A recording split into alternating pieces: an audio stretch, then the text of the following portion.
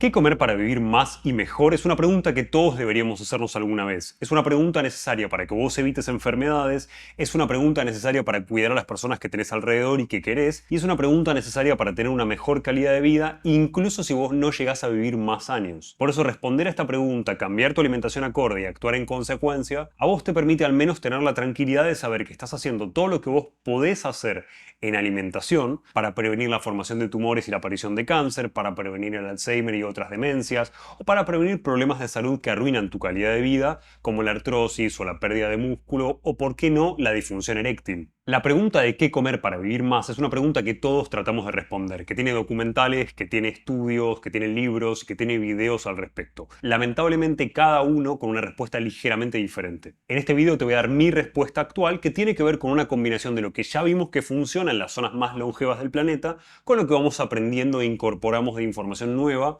basada en evidencia, y que nos muestra que algunas concepciones sobre salud que teníamos armadas están equivocadas. Si te gusta el contenido relacionado con longevidad y bienestar, sabés que la dieta que más se nombra como relacionada con longevidad es la dieta mediterránea. Hay otras que solemos mencionar como la dieta paleo, la dieta cetogénica, e incluso hay personas que se dedican a la longevidad y hacen dietas mucho más restrictivas como el veganismo, pero la dieta mediterránea se suele tomar como un plano estructural para comer sano, como un primer paso. El problema obvio de esto es que no hay una sola dieta mediterránea, porque justamente el nombre de dieta mediterránea viene del mar Mediterráneo, que es muy grande, y muchas culturas diferentes con dietas diferentes viven sobre el Mediterráneo. Por eso cuando vos y yo escuchamos hablar de la dieta mediterránea, en realidad se refiere a la dieta de pueblos del Mediterráneo, pero específicamente de Grecia, del sur de Italia y de algunas regiones de España. No nos está hablando de la dieta de Turquía o de la dieta de Libia. La dieta mediterránea específicamente hace hincapié en el uso del aceite de oliva, que es la principal fuente de grasas poli y monoinsaturadas, frutas y verduras que obviamente se consumen en grandes cantidades, muchas porciones por día, lo cual te aporta fibras, vitaminas, minerales, etc. Legumbres y frutos secos, que son fuentes de proteínas, de algo de hidratos y de grasas, y sobre todo granos enteros, pan integral, arroz, que nos aportan fibra e hidratos de carbono y que vamos a revisar a ver si tiene sentido consumir o no.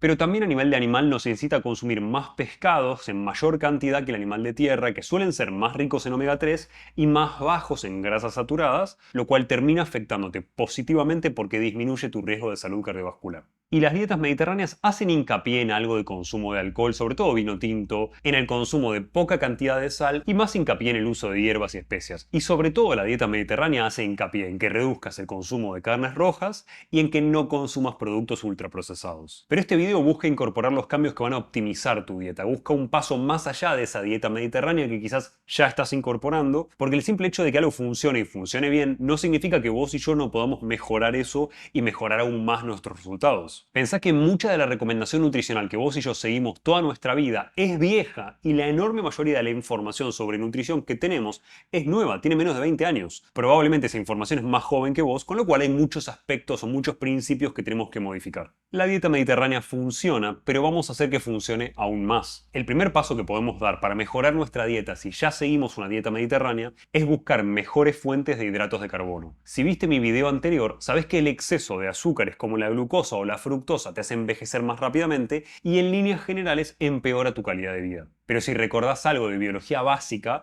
la glucosa es lo que te permite junto al oxígeno que vos produzcas energía en tu cuerpo. Por ende, la necesitamos, pero la necesitamos en una cantidad muy estable a lo largo del día. Lo que queremos es evitar los picos de glucemia, sobre todo después de comer. Para hacer esto, lo que necesitamos es reemplazar los granos y los cereales integrales de la dieta mediterránea, como los arroces, los panes o las pastas, con alimentos que también nos aporten hidratos, que nos dan energía, pero que los liberen de una manera más progresiva. Y para esto podemos usar hidratos que sean más lentos, que me vayan dando esa glucosa de una manera más progresiva, pero que a su vez sean más ricos en micronutrientes, es decir, en minerales, en vitaminas por gramo de comida que yo estoy consumiendo. Y de esa manera obtengo un doble beneficio, energía más estable a lo largo del día, pero también menos riesgo de déficit nutricionales con lo que estoy comiendo. Para esto puedes usar hongos que cada vez muestran más beneficios, vegetales ricos en hidratos como las arvejas, la zanahoria, la calabaza, que si estás en el hemisferio norte ahora te va a ser fácil conseguir por Halloween, o berenjena o muchos más. Y si querés agregar aún más hidratos porque vos estás haciendo mucho ejercicio de alta intensidad, también puedes usar legumbres o pseudo cereales como la quinoa. ¿Qué lográs con esto? ¿Cuál es el objetivo de este paso? Reducir la glucosa que vos tenés en promedio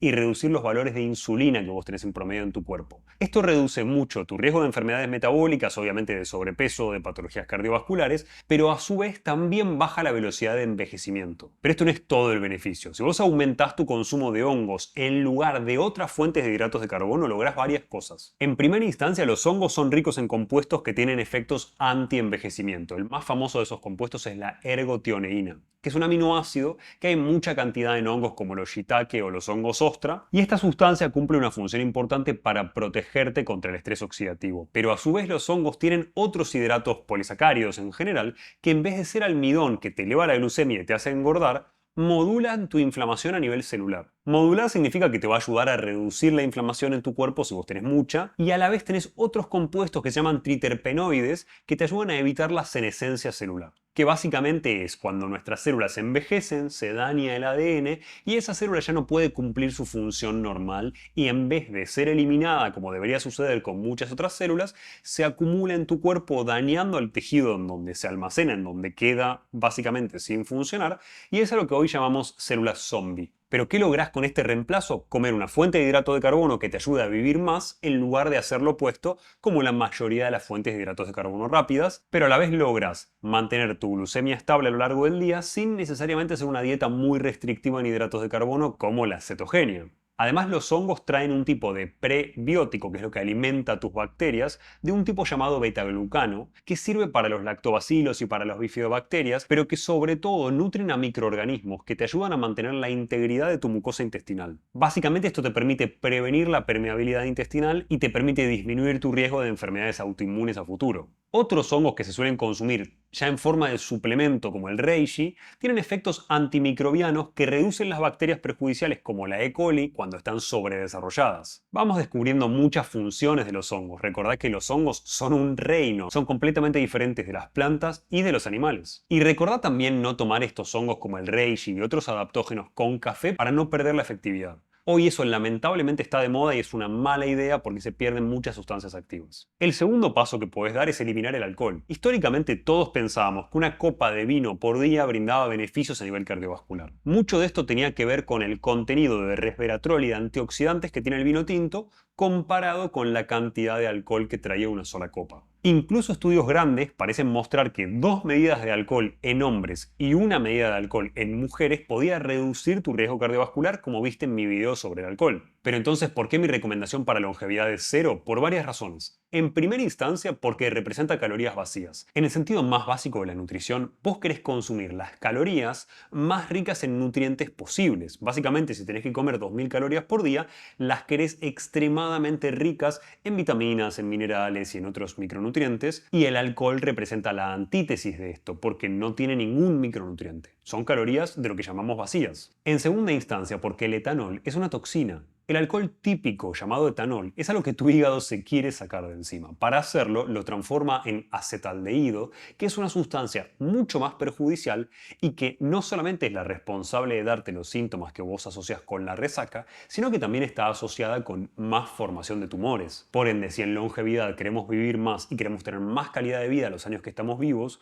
deberíamos reducir estos riesgos innecesarios. En tercera instancia, el alcohol destruye a virus, a bacterias y a células. Es la razón por la que usabas alcohol en la pandemia. De hecho, destruye estos microorganismos en minutos. Obviamente esto impacta de manera negativa en tu flora bacteriana cuando lo estás bebiendo. Por ende, si hay un concepto que quiero que te lleves del alcohol es este. Ya no importa solamente la cantidad de alcohol versus los antioxidantes como se analizaba en la época de Favaloro. Tenemos que barajar también el impacto que tiene en nuestra flora bacteriana y justificar el uso de alcohol en este contexto se vuelve mucho más difícil. El siguiente aspecto tiene que ver con nuestra predisposición genética. Las genéticas son las cartas que nos tocaron. Y la realidad es que no todos metabolizamos el alcohol igual de bien. Hoy podemos testear en tu saliva genes que se expresan en las células de tu hígado. Estos genes no predicen tu tolerancia al alcohol, no dicen básicamente cuánto alcohol vas a poder tomar sin sentirte mal o sin emborracharte, pero predicen cómo tu cuerpo maneja una de las sustancias más perjudiciales que se produce en tu cuerpo luego de tomar el alcohol, que es justamente el acetaldehído que te mencionaba antes, y que es mucho más tóxico que el alcohol en sí y es procancerígeno. El siguiente punto que tenés que tener en consideración por el cual para longevidad la recomendación de alcohol es 0 tiene que ver básicamente con correlación y causalidad. ¿Por qué te digo esto? Porque tenemos algunos estudios que nos muestran que un consumo moderado de alcohol tiene buenos efectos cardiovasculares. Entonces la pregunta es ¿por qué me decís que lo ideal para longevidad de consumo de alcohol es 0? justamente por esta diferencia entre correlación, básicamente que dos cosas sucedan a la vez, y causalidad, que una cosa cause a la otra. En un estudio hecho en 370.000 personas, se vio una asociación entre el consumo de alcohol y la hipertensión, la enfermedad cardiovascular y la mortalidad. Como en todos los estudios, se vio que las personas que tomaban una pequeña cantidad tenían menos riesgo que las que tomaban mucho. Pero también, y acá está la trampa,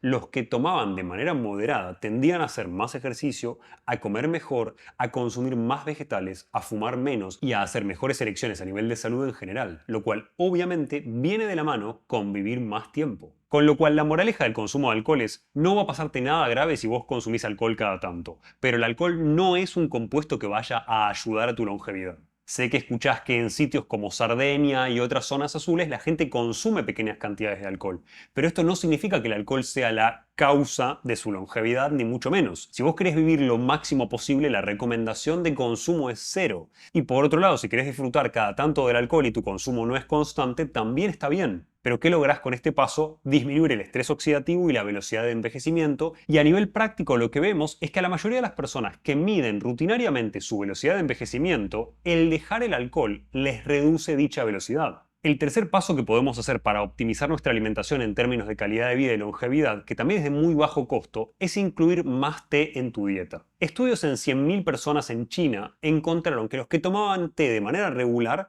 tenían un 20% menos mortalidad por cualquier causa comparado con el grupo que no consumía té de manera rutinaria. Ojo que si bien es muy buena noticia, esto no significa que vos vivís 20% más. Solo significa que si te enfermas tenés 20% menos mortalidad, a lo que al fin y al cabo te lleva a vivir más tiempo. Y algo parecido sucede con el café. Estudios sobre 500.000 personas en Europa, para que entiendas la cantidad de gente en la que esto se estudia, mostraron que los bebedores de café tenían menos riesgo de cáncer y menos mortalidad por cualquier causa, excepto en las personas que ya eran hipertensas, que obviamente el café las agrava el nivel de hipertensión que vos puedas llegar a tener.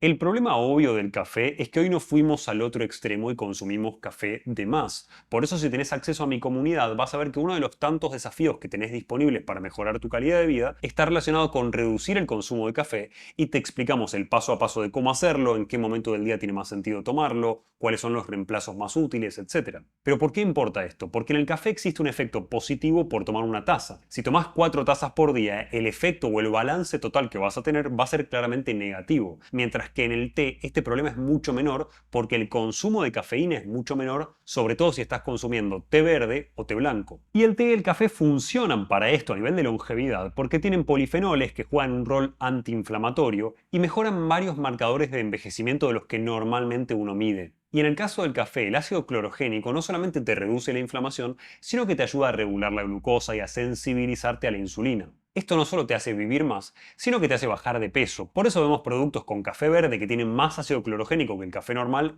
justamente para perder peso, que reducen tu riesgo cardiovascular y de infartos porque te ayudan a ir reduciendo los niveles de insulina, aunque la acción es menor, obviamente. Y el té tiene varios efectos extra, como los de las epigalocatequinas, que son neuroprotectoras y que bajan tu riesgo de Alzheimer y de Parkinson, pero tiene muchos más beneficios. Por un lado, seguramente sabés que el té verde es anticancerígeno, particularmente evita que si vos tenés tumores, los tumores formen nuevos vasos sanguíneos. Todos los tumores malignos normalmente crecen rápido, y para poder crecer rápido necesitan nutrientes y energía de manera rápida. Por eso, frenar la formación de los vasos sanguíneos alterados que se forman cuando vos tenés un tumor es algo necesario para frenar la velocidad a la que se desarrolla ese tumor. Pero por si eso fuera poco, el té verde también te ayuda a reducir el colesterol LDL y aumenta el metabolismo y la oxidación de las grasas, por eso te sirve para bajar de peso. Básicamente lo que te encontrás es parecido a lo que te encontrás con el mate, que es, frente al consumo de té verde o de mate pre-ejercicio, nosotros podemos quemar más cantidad de grasa a una igual cantidad de ejercicio de igual intensidad. Por ende, aumentar tu consumo de té sobre todo y de café si no estás consumiendo nada, o de algo de mate si no estás consumiendo nada, te permite reducir algo tu riesgo cardiovascular, reducir la formación de tumores y obviamente también mantener un buen metabolismo y ayudarte a perder peso si lo necesitas. Acordate de que hay un efecto extra en el caso del mate, que es un agonista GLP-1, o sea, actúa de la misma manera que actúa el Ozempic y todas las drogas de moda para bajar de peso. Obviamente en menor intensidad, pero lo podés tomar en mucha mayor cantidad y con mucho menor riesgo de salud a largo plazo. El cuarto consejo que puedo darte con respecto a mejorar esa dieta mediterránea, optimizarla aún más para que vos vivas más tiempo, tiene que ver con reducir el consumo de lácteos. Si vos venís viendo mi contenido hace tiempo, esto seguramente ya lo sabías y quizás lo hayas implementado, pero esto importa particularmente para la leche, ya que no todos los lácteos son iguales e incluso no todas las leches son iguales por regulaciones de cada país. De hecho, en Estados Unidos se permite el uso de sustancias en la leche de vaca que en la Unión Europea no se permiten. A su vez, si hablamos de lácteos, tenemos que separar quesos y yogurt de la leche o incluso tenemos que separar los productos vacunos de los productos de otros animales como cabra, oveja o búfala, porque el impacto, ya vas a entender por qué, a nivel de longevidad es diferente. Históricamente se consideraba los lácteos como una muy buena fuente de nutrientes esenciales y en condiciones ideales esto es efectivamente así. Estás consumiendo vitaminas, estás consumiendo minerales, tienes una buena proporción de macronutrientes, pero en este caso estamos buscando longevidad, así que vamos a analizarlo desde ese punto de vista, ya que los lácteos, particularmente la leche, tiene varios aspectos que no conducen a más longevidad, todo lo contrario. El primer punto tiene que ver con los hidratos de carbono de la leche. La leche es rica en un disacárido que seguro escuchaste que es la lactosa. De hecho, encontrás leche sin lactosa, la gente consume leches vegetales justamente porque no traen lactosa, etc. Y la lactosa es un disacárido, una sustancia que podemos digerir cuando nacemos, pero que a medida que vamos creciendo vamos perdiendo capacidad digestiva, sobre todo a partir de los 5 años. De hecho, los humanos con perfiles genéticos diferentes, con etnias diferentes, como los Han, por ejemplo, que representan el 95% de la población de China, tienen mucha más dificultad para digerirlo siendo adultos y hay una mayor población de personas que son intolerantes a la lactosa ya por razones genéticas. Pero acá lo importante que tenés que saber es que no necesitamos tener síntomas como diarrea después de tomarte un latte, que es algo típico de la intolerancia a la lactosa, para que no podamos digerirla como corresponde. Podemos simplemente no digerirla y no hacer síntomas. Pero más allá de esta lactosa, la cual vamos perdiendo capacidad digestiva y justamente vamos perdiendo las enzimas que logran deshacerla, que se llama lactasa, que podemos tomar en forma de suplemento. Vos podés comprarte el suplemento que te va a ayudar a digerir más correctamente la lactosa. La pregunta es ¿por qué lo harías? ¿Cuál sería la lógica? Más allá de si vos disfrutás de tomar lácteos y es la única razón por la cual lo estás consumiendo. Pero más allá de la lactosa, cuando la logramos digerir, rompemos este disacárido, que son dos moléculas unidas, y logramos separarlo en estos dos monosacáridos. Uno de ellos es la glucosa, que vos ya conoces, y el otro es la galactosa. Y si bien usamos la glucosa para prácticamente todo, a la galactosa no la usamos. De hecho, estudios en animales mostraron que la galactosa en la dieta en adultos, no en niños, tiene un efecto perjudicial, estimulando más al estrés oxidativo y a la inflamación crónica y dando resultados negativos en la performance y en la función cognitiva. Un estudio de 2021 en ratones con una dieta rica en galactosa dio lugar a más daño cognitivo y más inflamación. Y algo que seguro experimentaste alguna vez tiene que ver con la formación de moco por el consumo de lácteos, que es favorecido por la generación de algo llamado crosslink o enlaces cruzados, que a su vez acelera el envejecimiento. No te preocupes, nada de esto es muy grave ni muy problemático, simplemente genera un poco más de daño del que vos y yo podemos compensar y por eso nos ayuda a envejecer más rápidamente. Y el siguiente punto por el cual yo no te recomiendo los lácteos, sobre todo si te interesa la longevidad, tiene que ver con la insulina, la hormona que controla ese azúcar en sangre que te mencionaba antes. Quizás a vos no te preocupa porque no tenés sobrepeso o porque nunca tuviste problemas relacionados con el valor del azúcar en sangre, pero lamentablemente a todos el alto consumo de lácteos nos hace menos sensibles a la insulina. Ergo, nos lleva progresivamente a la insulinoresistencia. Y esto lo vemos porque estudios en niños de 8 años, para que no pienses que esto sucede solamente en adultos, que a su vez estos niños suelen ser mucho más sensibles a la insulina que un adulto promedio, mostró cómo estos chicos se podían volver insulinoresistentes solamente por tomar 53 gramos de proteína de leche en lugar de extraer la misma cantidad de proteína proveniente de la carne. La insulina en ayunas, en el caso de los chicos que consumían proteínas provenientes de la leche, aumentó al doble comparativamente con su valor inicial. Y esto, si lo replicásemos en adultos, probablemente tenga resultados peores porque ya tenemos naturalmente menos sensibilidad a la insulina. Siempre pensá que a medida que vamos envejeciendo, nuestra sensibilidad a las hormonas va disminuyendo progresivamente y nuestra capacidad de absorber nutrientes también va disminuyendo progresivamente. Y más insulina significa menos longevidad. Otro problema de la leche, digo problema porque depende de cómo lo mires,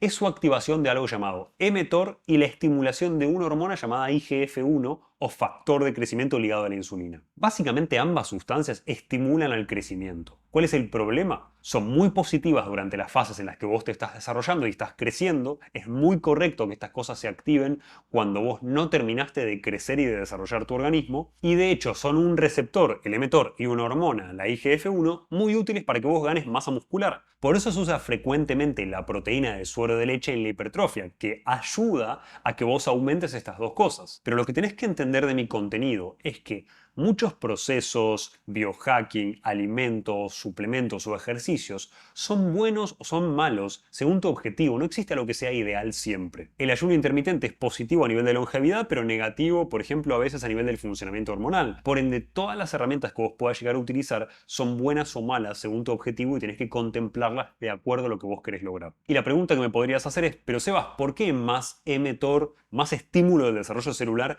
es malo para la longevidad? ¿Qué tiene que ver? Bueno, básicamente porque las células a las que más se estimula a desarrollarse son menos efectivas para mantenerse correctamente. Pensá en lo opuesto a la autofagia y el reciclado de tus células. A más le pedís crecer, menos sustentables son. Esto lleva a más acumulación de daño del ADN y a más envejecimiento de todas tus células, más acumulación de estas células que llamábamos antes células zombie o células senescentes. Y también tenemos estudios que evalúan el riesgo de muerte proporcional a la toma de lácteos y encontramos que más consumo de leche lleva más daño de ADN y a más inflamación, pero te diría que hay muchos estudios basura. Con lo cual, incluso si suman al punto de disminuir los lácteos, no te tomes todo lo que indican todos estos estudios al pie de la letra, porque muchas veces son contradictorios entre sí. Y si vas a consumir menos lácteos, el camino que te recomiendo es el siguiente. En primer lugar, reducir tu consumo de leche de vaca para reducir tu consumo de lactosa, básicamente. Las cantidades de lactosa en otros lácteos, como los quesos, o son ínfimas o son inexistentes, porque los microorganismos que se desarrollaron en ellos consumieron esos hidratos de carbono como sustento. Por eso el índice glucémico y la estimulación de la insulina que pueden hacer los quesos es menor al de la leche. Y en segunda instancia te recomiendo que consumas más quesos y yogures si los vas a consumir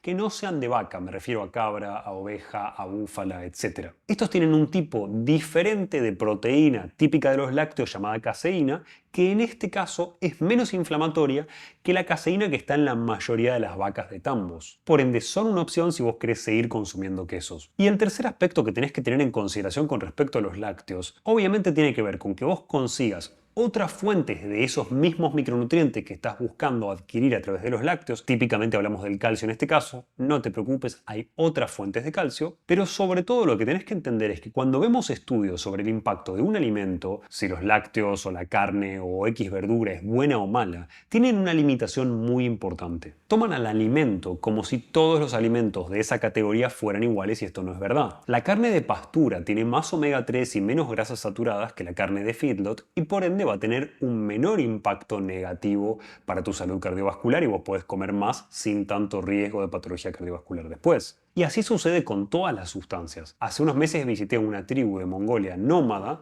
gente que no puede sembrar nada porque el suelo se congela por el permafrost y que basa su dieta en carne de caballo y en lácteos. Como son nómadas y viven en tiendas llamadas ger, la leche claramente no es pasteurizada y a lo sumo se puede llegar a hervir antes de consumir, pero bajo ningún concepto es lo mismo a nivel nutricional consumir esa leche de camello o de vaca recién ordeñada de animales que pastaron libres por las estepas de Mongolia que tomar la leche industrializada a la que todos podemos acceder. De hecho, estas dos categorías de alimentos son tan diferentes y tienen un impacto tan diferente en tu flora bacteriana que si no estás acostumbrado a una de ellas, te toma un par de días de acostumbramiento, sobre todo a nivel de tu microbiota, poder digerir ese alimento correctamente. Y ese tipo de dietas, como las de estos nómadas, si bien no es lo ideal en términos de longevidad, les brinda un gran desarrollo de la arcada dentaria y salud de las piezas dentarias. Pero el principio general es que si vos reducís tu consumo de lácteos, vas a estar logrando tener un impacto más positivo a nivel de longevidad y sobre todo si vos tenés el criterio de consumir esos mismos nutrientes que vos necesitas de otras fuentes. En el caso específico de los lácteos, muchos seres humanos extraen gran cantidad de su calcio consumido y de sus proteínas consumidas a partir justamente de leche o de algún producto derivado de la leche. Y el quinto paso obvio que vos podrías dar para mejorar tu alimentación, no importa si hoy estás haciendo una dieta paleo, una dieta mediterránea, etc., pero si estás pensando en longevidad y ya trataste de optimizar tu dieta, es consumir más fermentados. Mucho de lo que hacemos nosotros para ser más longevos o más sanos tiene que ver con disminuir el daño que recibe nuestro cuerpo. aumentamos los antioxidantes que consumimos, no importa si los estamos comiendo, si los estamos poniendo en cremas, etc., justamente para disminuir o compensar la oxidación excesiva a la que estamos sometidos. Algo semejante sucede con tu flora bacteriana. Diariamente vos generás pequeños daños en tu microbiota por estrés, por consumo de alcohol, por no consumir alimentos orgánicos y que lo que comemos tenga trazas de glifosato o de algún otro pesticida, por tomar antiinflamatorios como el ibuprofeno o el paracetamol que dañan a la flora bacteriana en la mucosa intestinal, etc. Todas estas cosas generan un daño en la flora que inclinan ligeramente hacia una flora más perjudicial, hacia una microbiota peor para vos y que te aumenta el riesgo de enfermedades autoinmunes, neurodegenerativas y cualquier otra opción relacionada con esto. Una solución lógica a esto es el consumo de alimentos fermentados que traen bacterias que en líneas generales son beneficiosas. Te digo en líneas generales porque podrías tener un sobrecrecimiento de esas bacterias y que también te den síntomas. Pero muchas veces cometemos el error de comer grandes cantidades de alimentos fermentados de una y hacer síntomas muy malos a nivel digestivo. Por ende, mi consejo para esto es, para tolerar estos alimentos y generar un efecto positivo, te conviene consumir pequeñas cantidades en todas las comidas, ya que mucho te puede agravar molestias intestinales. Y te recomiendo sostener ese consumo a lo largo del tiempo para compensar este desbalance de microbiota. ¿Puedo compensar este desbalance que todos sabemos que tenemos tomando probióticos? Por supuesto que sí, pero tienen una contra obvia, que es muy raro sostener la toma de un suplemento de probióticos que en general tiene un costo alto económico durante mucho tiempo. Y a su vez los beneficios de incorporar alimentos fermentados van más allá de tener una mejor microbiota. Nos ayudan a bajar la inflamación y a reducir lo que en inglés se llama inflammaging, que es básicamente el acelere del envejecimiento por inflamación. Por ende, menos inflamación, sobre todo menos inflamación crónica, menos riesgo de enfermedades asociadas con esa inflamación crónica. La fermentación también reduce muchos de los antinutrientes de los vegetales. Siempre recordá que la planta no quiere que vos te la comas y en vez de poder escaparse como el animal, produce sustancias químicas que tenemos que inactivar. La fermentación es una de esas maneras de inactivar los antinutrientes y también te ayuda a que vos consumas más fibra, que en líneas generales vos sabés que consumís menos de las que necesitas y nos ayuda a mantener sana esa microbiota que queremos con fibra soluble, que es el alimento de muchas de esas bacterias. Todo este combo nos ayuda a ser más eficiente en nuestra digestión. Y ni hablar de los estudios sobre enzimas de alimentos fermentados como el natto y la natoquinasa, que no solo tienen beneficios a nivel digestivo y de flora bacteriana, sino que han demostrado que su consumo regular puede revertir la placa de aterosclerosis que vos ya tengas formada en las carótidas y que todos vamos formando a medida que envejecemos. Y como sexto paso para que vos mejores tu alimentación, sobre todo enfocándote en longevidad y que sea algo que seguramente no tengas resuelto y que en mi época de atención a pacientes todavía me encontraba muy frecuentemente, tiene que ver con la suplementación de los déficits nutricionales que todos hacemos. La hiperexplotación del suelo, el uso de pesticidas y muchos productos más van reduciendo la cantidad de nutrientes, sobre todo de vitaminas, de minerales y de aminoácidos que podemos llegar a encontrar por gramo consumido de alimento. Esto nos lleva a la problemática de que prácticamente toda la población tiene algún déficit nutricional. Y cuanto más sustancias medimos de manera rutinaria, más déficits nutricionales encontramos. Esto significa que es muy raro que vos estés consumiendo las cantidades que vos necesitas de vitamina D, de vitamina C, de magnesio, de zinc y de muchos nutrientes más que son esenciales para un montón de procesos en tu cuerpo, pero que a la vez te van generando más tendencia a la inflamación por los déficits que haces, a la vez te impiden mantener buenos valores hormonales, como sucede con la testosterona y los valores de zinc, de boro, de magnesio, de vitamina D, todas sustancias que si tenemos en déficit dañamos a la testosterona y dañamos a la cantidad de testosterona que podemos producir. Y lo mismo sucede a nivel de la oxidación con los valores de vitamina E y otras sustancias antioxidantes que deberíamos estar consumiendo en mayor cantidad. Por ende, el sexto consejo que te puedo dar para que seas más longevo con la alimentación que estás teniendo es que al menos alguna vez, al menos de manera anual o como vos puedas hacerlo, midas estos nutrientes, estos micronutrientes que vos tenés en tu cuerpo para entender si tu dieta, si tus hábitos actuales son suficientes para cumplir con la cuota que vos necesitas de cada uno de estos micronutrientes y entender en base a eso qué necesitas suplementar para evitar el déficit o qué necesitas al menos aumentar en tu alimentación para evitar ese déficit también. Aplica estos consejos para dar el siguiente paso en la alimentación y ser más longevo, frenar la velocidad a la que vos estás envejeciendo y también lograr prevenir muchas enfermedades. Y si te gustó este video, suscríbete al canal, ponle me gusta o compartíselo a alguien que vos sabés que necesita mejorar su alimentación.